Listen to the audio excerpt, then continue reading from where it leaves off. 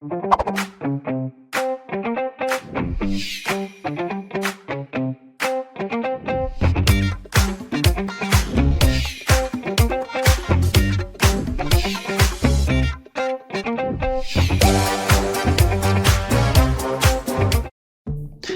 and welcome.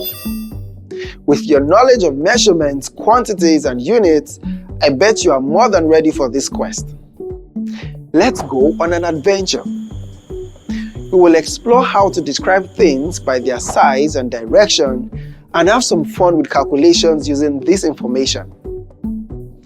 A quantity can be specified by its magnitude and its direction. The process of determining the amount of this quantity in a specific scenario is known as measurement, while units are standardized divisions that facilitate standard measurements for this quantity. Fundamental quantities such as mass, length, and time are those that are independent of other quantities and are measured in base units.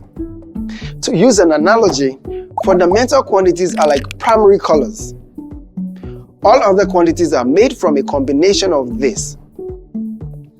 Derived quantities such as speed and acceleration are a combination of fundamental quantities. To follow our analogy, these derived quantities are the secondary colors. Simple, right? These quantities, be it fundamental or derived, can also be classified into two groups depending on their magnitude and direction. These are scalars and vectors.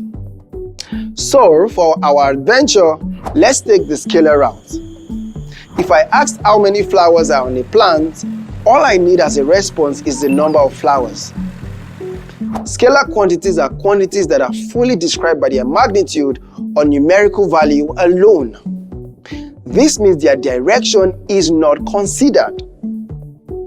Examples of such quantities that can be defined by magnitude alone are mass, length, distance, and speed.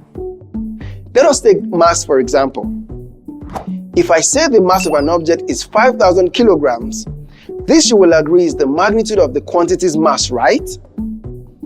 But if I applied a force of 50 Newton on a shopping cart and asked you what direction the cart would move, you wouldn't be able to answer my question effectively. Am I pulling, pushing, or lifting the cart? In other words, the magnitude of the force tells us only half the story.